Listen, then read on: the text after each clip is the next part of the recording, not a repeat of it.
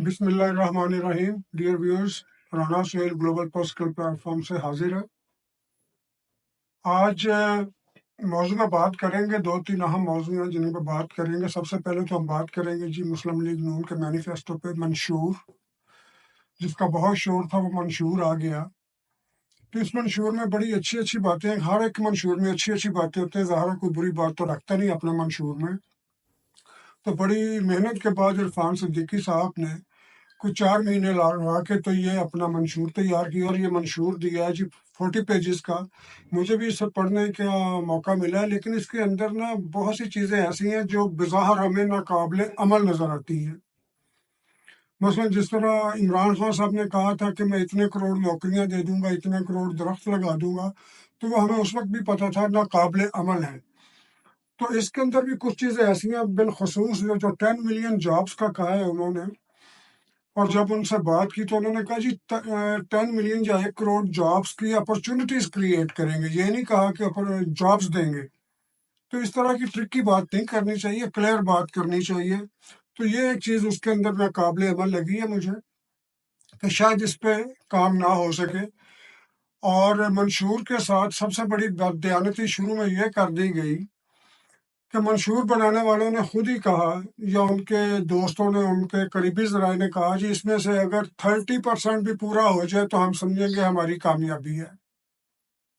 जबकि PMLN को या किसी भी मंशूर पेश करने वाली पार्टी को चाहिए कि हम इसे 100% पूरा करेंगे।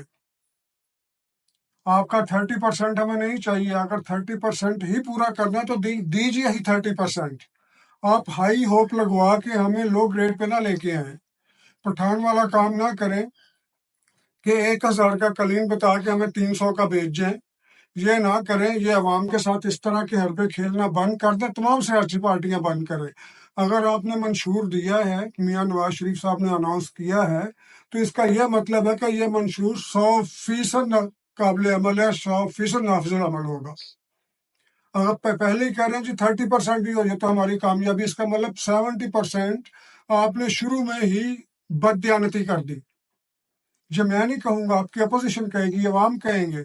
जो 100% का टारगेट लेके चलेंगे, खुदा ना करे अगर आप 100% की एफर्ट करेंगे तो जितना भी पूरा हो जाए, लेकिन आपको ये कहने की क्या जरूरत है जी 30% भी पूरा हो जाए तो हम अपनी सक्सेस समझेंगे। इसका मतलब आपने दिया ही 30% करने के लिए है।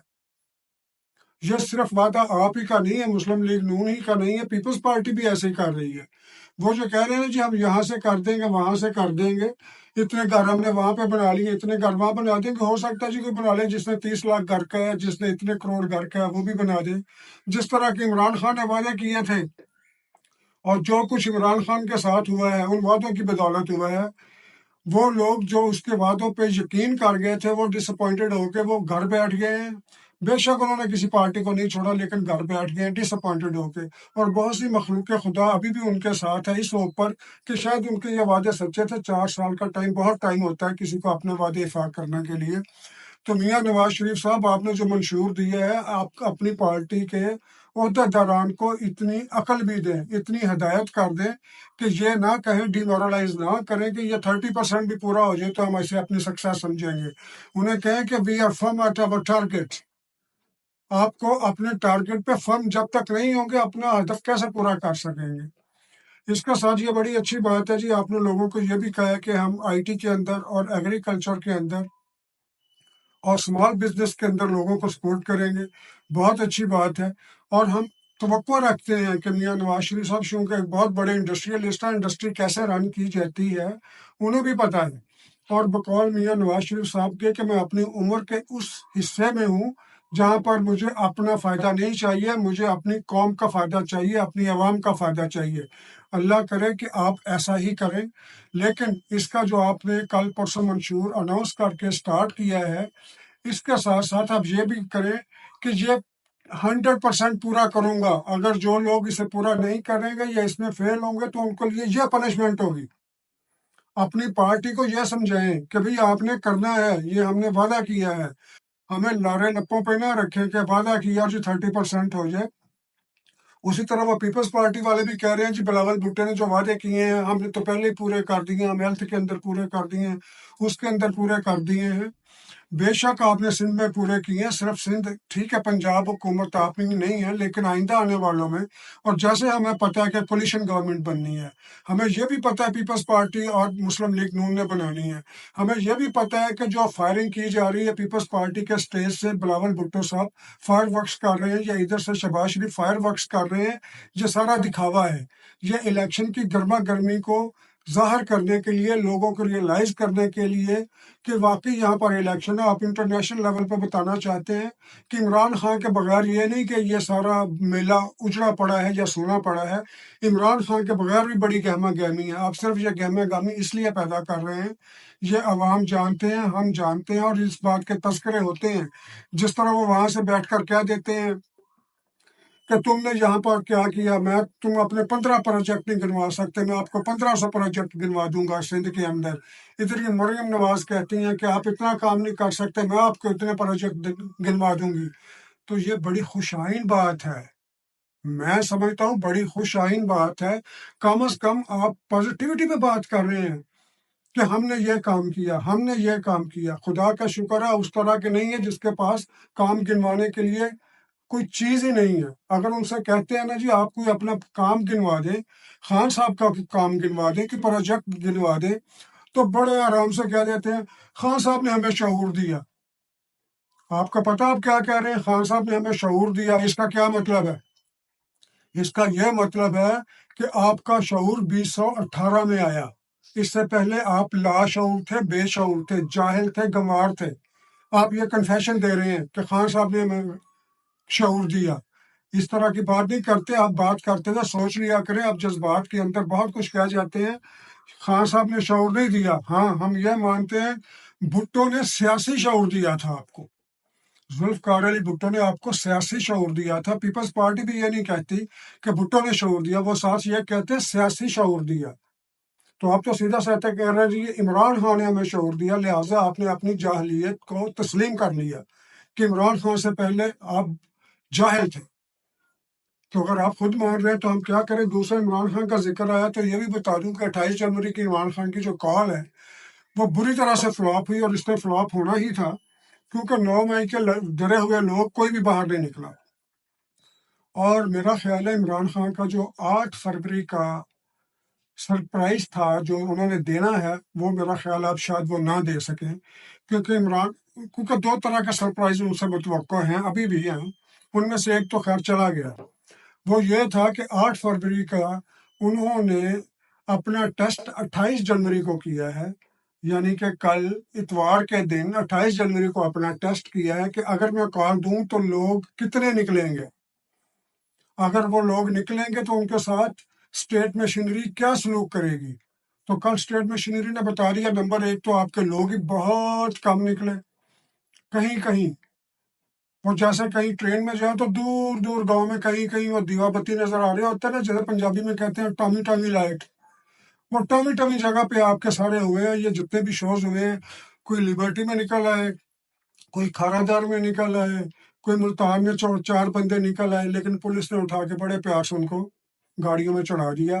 کسی نے ریزسٹ اس طرح سے نہیں کیا جس طرح سے عمران خان صاحب توقع کر رہے تھے، اور یہ وہ ٹیسٹ تھا کہ عمران خان کرنا چاہتے تھے کہ 8 فروری کو اگر میں کال دوں تو ملک میں ہنگامہ مچ جائے گا، ایک 9 مئی یہ اور ہو جائے گا یہاں پر۔